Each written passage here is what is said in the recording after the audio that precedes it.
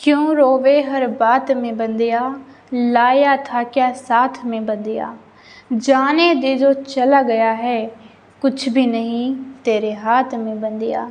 जी हाँ, तो आपके जो भी हाथ में नहीं है उसके पीछे आपको रोना ही क्यों है। आपको पता है आप इस दुनिया में सिर्फ कर्म करने के लिए आए हैं, भगवान की भक्ति करने के लिए आए हैं, तो फिर आप इतना रोते क्यों हो अपनी हालत को देखकर। भगवान आपकी परीक्षाएं ले रहे हैं, और जो परीक्षाएं में सफल हो जाएगा वही भगवान के पास चला जाएगा। ठीक है, मन से भगवान के पास चला जाएगा। तो इसलिए आपको किसी से कुछ मतलब नहीं रखना है। आप खाली हाथ आए थे, खाली हाथ ही जाएंगे। तो आपको बस भगवान पर विश्वास रखना है, भगवान से प्रेम करना है। जी हाँ, नमस्कार, जय श्री राम, जय श्री राधे कृष्णा। मैं एस्ट्रोलॉजर अनुष्का आप सभी का आपके अपने यूट्यूब चैनल राशिफल महाज्ञान पर कन्या राशिफल के आज के इस नए कार्यक्रम में हार्दिक स्वागत करती हूँ, और आशा करती हूँ कि आप सब कुशल मंगल होंगे।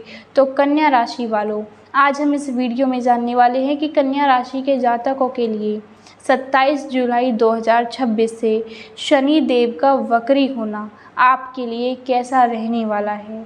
ठीक है, क्या बड़े झटके आपको लग सकते हैं, मतलब क्या ऐसा सरप्राइज़ कर देने वाला समय आपके लिए आने वाला है, यही इस वीडियो में जानने वाले हैं। तो यह वीडियो चंद्र राशि पर आधारित है। यदि आपको आपकी चंद्र राशि नहीं पता है तो भी कोई समस्या नहीं है, आप इसे अपनी नाम राशि, चंद्र राशि और लग्न राशि तीनों में से किसी के आधार पर भी देख सकते हैं। आइए अब समय को बिना बर्बाद किए वीडियो की स्टार्टिंग करते हैं एक छोटी सी इन्फॉर्मेशन के साथ कि यदि आप अपनी जन्म कुंडली का विश्लेषण कराना चाहते हैं तो आप हमारे इस व्हाट्सएप नंबर पर मैसेज कर सकते हैं 90 84 33 43 75। आपसे हाथ जोड़ करके निवेदन है कि इस नंबर पर केवल और केवल व्हाट्सएप पर मैसेज ही कीजिएगा, क्योंकि कॉल आपका रिसीव नहीं किया जाएगा। यदि आप कॉल करेंगे तो उससे आपको भी परेशानी होगी और हमें भी परेशानी होगी, लेकिन जैसे ही व्हाट्सएप पर मैसेज करेंगे वहीं पर सारा कुंडली विश्लेषण का प्रोसीजर आपको पता लग जाएगा। ठीक है, तो आइए बढ़ते हैं आगे की तरफ। तो सबसे पहले कन्या राशि वालों, होने क्या जा रहा है, जो शनिदेव है ना वो अपनी चाल बदलने जा रहे हैं। शनिदेव क्या हो रहे हैं, वो हो रहे हैं वक्री।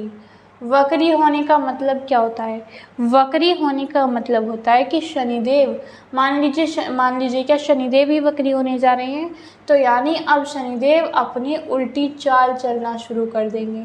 ठीक है, कैसी उल्टी चाल, यदि अब ये आगे की तरफ जा रहे थे तो अब पीछे की तरफ चलेंगे। यानी मान लीजिए अगर अब शनिदेव की डिग्री जो है, ठीक है, डिग्री ऊपर की तरफ होती है, तो मान लीजिए यदि अभी 30 डिग्री है और वक्री चाल चलना शुरू कर रहे हैं शनिदेव, तो अब शनिदेव की जो डिग्रियां हैं ना वो भी कम होनी शुरू हो जाएंगी। शनिदेव की डिग्री पहले 29 थी, तो अब 29, फिर 28, फिर 27, फिर 26, ऐसे करके कम होती जाएंगी। शनिदेव उल्टी चाल चलते रहेंगे और डिग्रियां कम होती जाएगी। ठीक है, तो यानी किसी भी ग्रह का वक्री होने का मतलब है कि वो अपनी पीछे की तरफ चाल चलना शुरू कर देता है। ठीक है, तो यहाँ पर ऐसा कब होगा, सबसे पहले ऐसा होगा 27 जुलाई 2026 को। 27 जुलाई को होगा और 10 नवंबर तक रहने वाला है। पूरे 138 दिन तक शनिदेव जो है ना वो अपनी वक्री चाल के अंदर रहने वाले हैं। और अब एक बात इम्पोर्टेंट कि ये जो शनिदेव है ना यहाँ पर अपने जैसे अब जो परिणाम दे रहे हैं ना, चाहे अच्छे दे रहे हो चाहे बुरे दे रहे हो, लेकिन अब जो शनिदेव परिणाम देंगे उसमें परिणाम देने की स्पीड जो है ना शनिदेव की वो 3 गुना हो जाएगी। ठीक है, 3 गुना हो जाएगी। ठीक है, यानी मान लीजिए कोई परिणाम अभी, चाहे फिर वो अच्छे परिणाम हो चाहे फिर वो बुरे परिणाम हो, यानी पॉजिटिव इफेक्ट हो या फिर नेगेटिव इफेक्ट हो, वो 3 गुना तेज़ी से आपको देखने को मिलेंगे। ठीक है, यहाँ पर इसके अलावा आइए अब वीडियो की वैसे शुरुआत करते हैं कि शनिदेव कहाँ पर बैठे हुए हैं, किस प्रकार परिणाम कौन कौन से मिलेंगे। शनिदेव बैठे हैं अभी मीन राशि में, आपके लिए कुंडली के 7वें भाव में बैठे हुए हैं। शनिदेव 7वें भाव में बैठे हुए हैं। ठीक है, अभी जान लेते हैं पूरी बात। 7वें भाव में बैठे हुए हैं। 7वें भाव में बैठ करके कौन से हाउसेस के स्वामी हैं, पहले तो कुंडली के 6th हाउस के स्वामी हैं।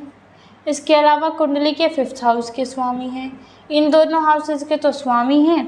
और दृष्टि कहाँ जाएगी, शनिदेव की तीसरी 7वीं दृष्टि होती है, तीसरी 7वीं और 10वीं, पहली दूसरी तीसरी दृष्टि जा रही है कुंडली के 9th हाउस में, तीसरी 7वीं 10वीं। पहली दृष्टि तो यही है, ठीक है, पहली दृष्टि तो होती नहीं है, पहली तो वही है जो वहाँ पर बैठे हुए हैं। 1st 2nd 3rd तीसरी दृष्टि है कुंडली के आपके 9th हाउस में, ठीक है। इसके अलावा 7वीं 1st 2nd 3rd 4th 5th 6th 7th दृष्टि है आपकी कुंडली का लग्न भाव। और 10वीं बची, 7 8 9 10 10वीं दृष्टि है आपकी कुंडली का 4th हाउस। अब इन हाउसेस के परिणाम आपको देखने को मिलेंगे, 1 2 3 4 5 6, टोटल 6 हाउसेस के परिणाम आपको देखने को मिलने वाले हैं। अब वो परिणाम क्या क्या रहेंगे आइए जानते हैं। सबसे पहले तो बात कर लेते हैं जहाँ पर शनिदेव बैठे हुए हैं। अब जहाँ पर शनिदेव बैठे हुए हैं वो है कुंडली का 7th हाउस। 7th हाउस जो है वो वैवाहिक जीवन का हाउस होता है, ठीक है, वैवाहिक जीवन का हाउस होता है ना 7th हाउस। तो इस वजह से यहाँ पर वैवाहिक जीवन में जो समस्याएं चल रही थी वो धीरे धीरे करके कम होगी। क्यों होगी, क्योंकि शनिदेव जो है उल्टी चाल चलेंगे तो थोड़े अच्छे परिणाम देंगे। थोड़ा आपके जो रिश्ते हैं, जो जीवन है, उस पर धीमी चाल भी चलेंगे ना, तो इस वजह से आप उन पर थोड़ा ध्यान देते हुए चलेंगे कि यदि आपके वैवाहिक जीवन में पहले से ज़्यादा सुधार है, आप कोशिश कर रहे हैं अपने वैवाहिक जीवन को बचाने की, तो पक्का ही आपका वैवाहिक जीवन, आपकी मेहनत जो है वो बेकार नहीं होगी।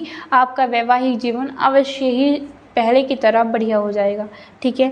इसके अलावा 7th हाउस बिजनेस में पार्टनरशिप का भी होता है, तो बिजनेस में पार्टनरशिप आप यहाँ पर कर सकते हैं, ठीक है। लेकिन आप शनिदेव जो है ना वो परिणाम अच्छे तो देंगे, इसमें कोई भी शक वाली बात नहीं है, लेकिन आपको परिणाम अच्छे लेने के लिए अपने अंदर धैर्य और पेशेंस, ये दोनों मतलब दोनों एक ही बात है। धैर्य या पेशेंस आपको अपने अंदर बना करके रखना है, ठीक है, क्योंकि शनिदेव जो है ना वो हमारी परीक्षा लेते हैं कि हम कितने समय तक अपने कर्मों के फल को पाने का कितने समय तक इंतज़ार कर सकते हैं, कितना पेशेंस हमारे अंदर है, यह शनिदेव चेक करते हैं। तो आपको पेशेंस अपने हर एक क्षेत्र में बना करके रखना है और जल्दबाजी में कोई भी फैसला नहीं लेना है, ठीक है, क्योंकि फैसला आप ऐसा भी ले सकते हैं जो कि आपके जीवन को भी बदल सकता है, ठीक है, इस वजह से।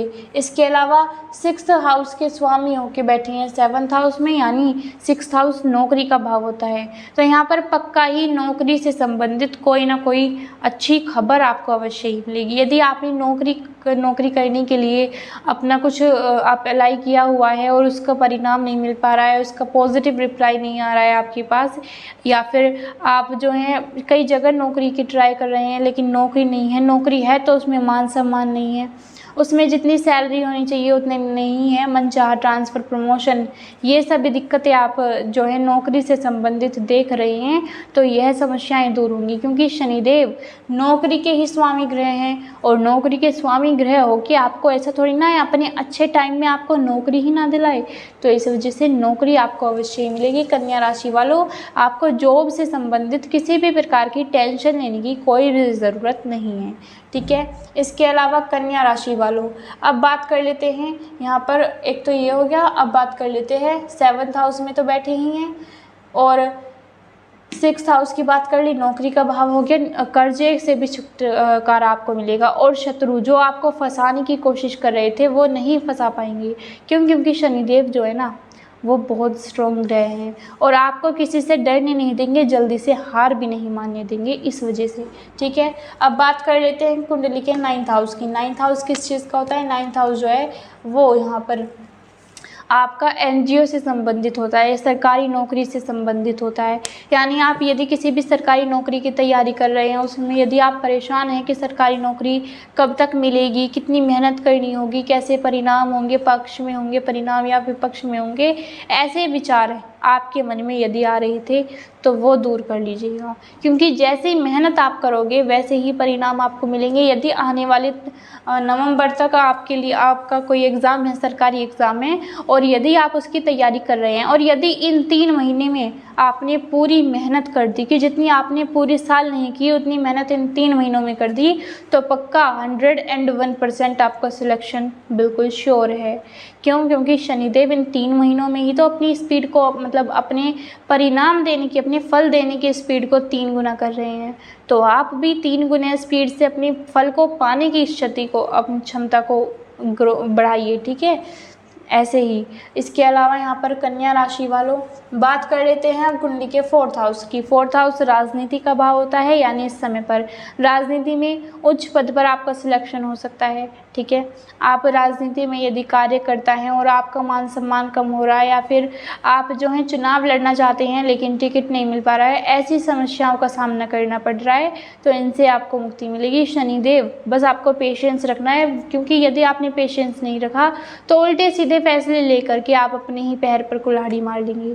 तो आपको ऐसा नहीं करना है, पेशेंस रखना है, भगवान पर विश्वास रखना है, आस्था रखना है, ठीक है। माता के साथ संबंध जितना हो सके उतना अच्छा इस समय पर आपको बनाना है, क्योंकि शनिदेव जो है ना, उनका संबंध खुद माता के साथ बढ़िया था, और 4th हाउस खुद माता का हाउस ही होता है। तो माता के साथ आपको अपना रिश्ता अच्छा बना करके रखना है, और यह टाइम अच्छा रहेगा। यदि आपका रिलेशन आपकी मम्मी के साथ ख़राब चल रहा था तो यह टाइम अच्छा रहेगा, आप अपनी मम्मी के साथ अपने रिलेशन को बेहतर कर सकते हैं। 5th हाउस पर भी दृष्टि जा रही है, 5th हाउस के तो स्वामी हैं शनिदेव, तो इस वजह से यहाँ पर आप यदि अपनी संतान को लेकर के परेशान थे, तो संतान को लेकर के जो ये व्यक्ति डिप्रेशन में थे या फिर बुरे विचार आपके मन में आ रहे थे, उनके लिए यह समय सही है कि आप उन विचारों को माइंड से निकाल दीजिएगा, क्योंकि शनिदेव आपकी संतान को सही मार्ग पर ले जाएंगे। उन्हें नौकरी दिलाने का कार्य अब शनिदेव का रहने वाला है, ठीक है। इसके अलावा यदि आप लव मैरिज करना चाहते हैं तो लव मैरिज कर सकते हैं, लेकिन धीरे धीरे आपको अपनी बातों को अपने घर वालों तक पहुंचाना है। क्यों? क्योंकि यदि आपने अचानक से ही ऐसी कुछ भी कह करके अपनी बातों को अपनी लाइफ पार्टनर के बारे में ऐसे ही बता दिया, तो आपका जो रिलेशन है ना, वो सुधरने की बजाय और बिगड़ जाएगा। तो आपको धीरे से पेशेंस रखना है पूरा, तब जा कर के अच्छे से अपने मम्मी पापा से धीरे से अपनी बातों को बताना है, ठीक है। तो कन्या राशि वालों, यह था हमारा आज का कार्यक्रम। आशा करते हैं आपको हमारे बताने का और समझाने का तरीका सार्थक लगा होगा।